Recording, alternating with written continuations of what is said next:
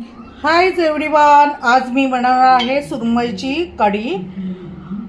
हे आहेत बोंबील फ्राय, हे पण मी प्रॉन्स फ्राय बनवणार आहे। आणि हे आहेत